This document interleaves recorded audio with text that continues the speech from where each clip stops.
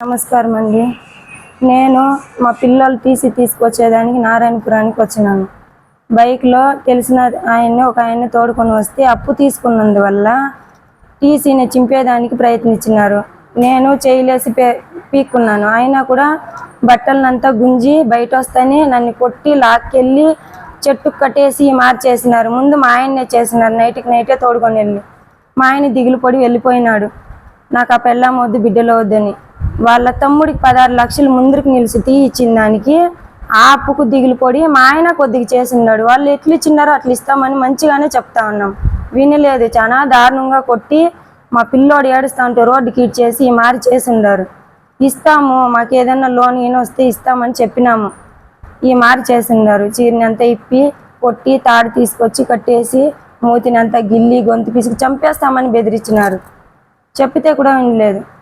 దారులు పోయి వచ్చేవాళ్ళు కట్టేయడం లేడీస్ని తప్పు అని చెప్పిన తర్వాత అప్పుడు కూడా ఏం లేదు. ఏమన్నా ఉంటే నువ్వు కట్టేసి తీసుకెళ్ళు అని చాలా దారుణంగా కొట్టినారు సార్. లోపలంతా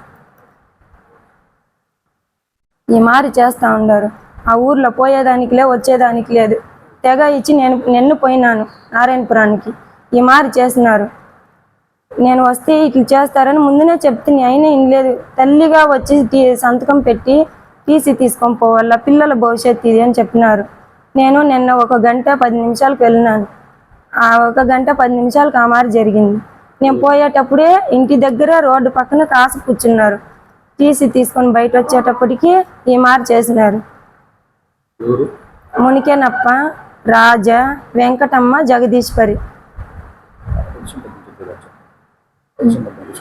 పింఛన్ డబ్బులు కూడా మా పాపకి ఇచ్చేదాన్ని అప్పులు ఇచ్చిన వాళ్ళు పాప చేతిలోనికి పేర్కొని ఉండారు. 3 నెలలుగా పింఛన్ అయితే ఇయ్యలేదు. ఆ పాప ఇచ్చేదానికి మా అమ్మది అప్పు చేసింది ఇస్తానని వస్తే కూడా బెదిరించినారు మా పాపని. నాకు 3 పిల్లోళ్ళు, హ్యాండిక్యాప్, ఒక పాప, 2 ఆడపిల్లోళ్ళు, 1 కొడుకు.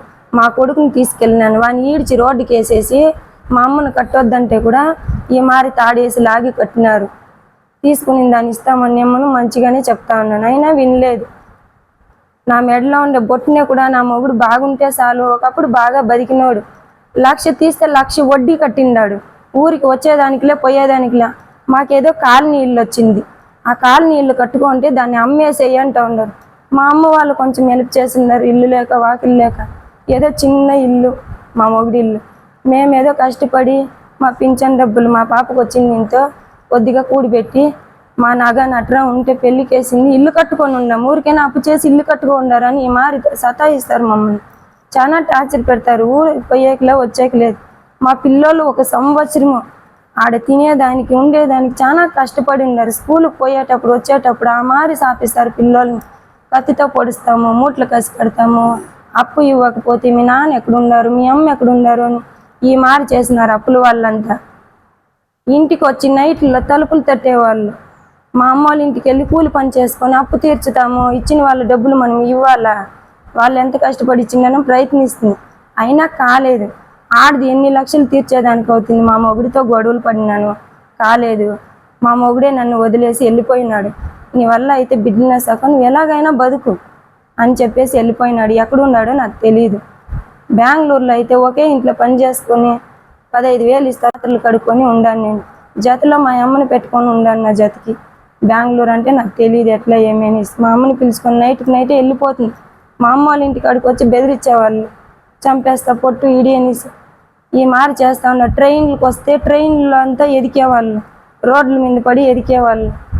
చాలా దారుణంగా మాట్లాడేవాళ్ళు. మాకెవరు లేరు. చేసిండారు.